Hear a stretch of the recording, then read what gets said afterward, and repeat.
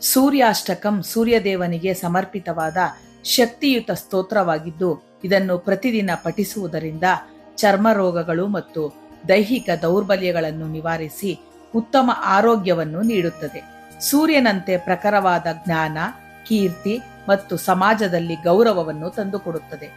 ಸೂರ್ಯೋದಯದ ಸಮಯದಲ್ಲಿ ಸ್ನಾನ ಮಾಡಿ ಸೂರ್ಯನಿಗೆ ಅರ್ಘ್ಯ ನೀಡಿ ಈ ಸ್ತೋತ್ರವನ್ನು ಪಠಿಸುವುದು ಅತ್ಯಂತ ಶ್ರೇಷ್ಠ. ಓಂ ಶ್ರೀ ಗಣೇಶಾಯ ನಮಃ. ಸೂರ್ಯಾಷ್ಟಕಂ. ಆದಿದೇವ ನಮಸ್ತುಭ್ಯಂ ಪ್ರಸೀದ ಮಮ ಭಾಸ್ಕರ. ದಿವಾಕರ ನಮಸ್ತುಭ್ಯಂ ಪ್ರಭಾಕರ ನಮೋಸ್ತುತೇ. ಸಪ್ತಾಶ್ವರಥಮಾರೂಢಂ ಪ್ರಚಂಡಂ ಕಶ್ಯಪಾತ್ಮಜಂ ಶ್ವೇತಪದ್ಮಧರಂ ದೇವಂ ತಂ ಸೂರ್ಯಂ ಪ್ರಣಮಾಮ್ಯಹಂ. ಲೋಹಿತಂ ರಥಮಾರೂಢಂ ಸರ್ವಲೋಕಪಿತಾಮಹಂ ಮಹಾಪಾಪಹರಂ ದೇವಂ ತಂ ಸೂರ್ಯಂ ಪ್ರಣಮಾಮ್ಯಹಂ.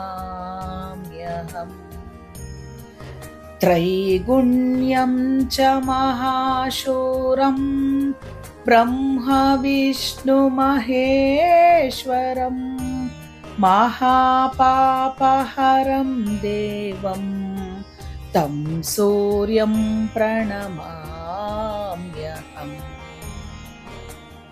ಬೃಂಹಿತಂ ತೇಜಸಾಂ ಪುಂಜಂ ವಾಯುಮಾಕಾಶಮೇವ ಚ ಪ್ರಭುಂ ಚ ಸರ್ವಲೋಕಾನಾಂ ತಂ ಸೂರ್ಯಂ ಪ್ರಣಮಾಮ್ಯಹಂ. ಬಂಧೂಕಪುಷ್ಪಸಂಕಾಶಂ ಹಾರಕುಂಡಲಭೂಷಿತಂ ಏಕಚಕ್ರಧರಂ ದೇವಂ ತಂ ಸೂರ್ಯಂ ಪ್ರಣಮಾಮ್ಯಹಂ. ತಂ ಸೂರ್ಯಂ ವಿಶ್ವಕರ್ತಾರಂ ಮಹಾತೇಜಃ ಪ್ರದೀಪನಂ ಮಹಾಪಾಪಹರಂ ದೇವಂ ತಂ ಸೂರ್ಯಂ ಪ್ರಣಮಾಮ್ಯಹಂ. ಶ್ರೀವಿಷ್ಣುಂ ಜಗತಾಂ ನಾಥಂ ಜ್ಞಾನವಿಜ್ಞಾನಮೋಕ್ಷದಂ ಮಹಾಪಾಪಹರಂ ದೇವಂ ತಂ ಸೂರ್ಯಂ ಪ್ರಣಮಾಮ್ಯಹಂ. ಸೂರ್ಯಾಷ್ಟಕಂ ಪಠೇನ್ನಿತ್ಯಂ ಗ್ರಹಪೀಡಾ ಪ್ರಣಾಶನಂ ಅಪುತ್ರೋ ಲಭತೆ ಪುತ್ರಂ ದರಿದ್ರೋ ಧನವಾನ್ ಭವೇತ್. ಆಮಿಷಂ ಮಧುಪಾನಂಚ ಯಃ ಕರೋತಿ ರವೇರ್ಧಿನೇ ಸಪ್ತ ಜನ್ಮ ಭವೇದ್ರೋಗಿ ಜನ್ಮ ಕರ್ಮ ದರಿದ್ರತಾ.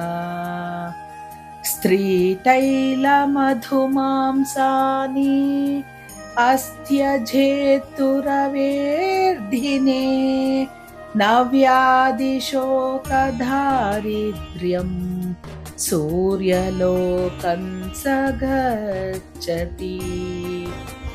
ಇತಿ ಶ್ರೀ ಶಿವಪ್ರೋಕ್ತಂ ಶ್ರೀ ಸೂರ್ಯಾಷ್ಟಕಂ ಸಂಪೂರ್ಣಂ.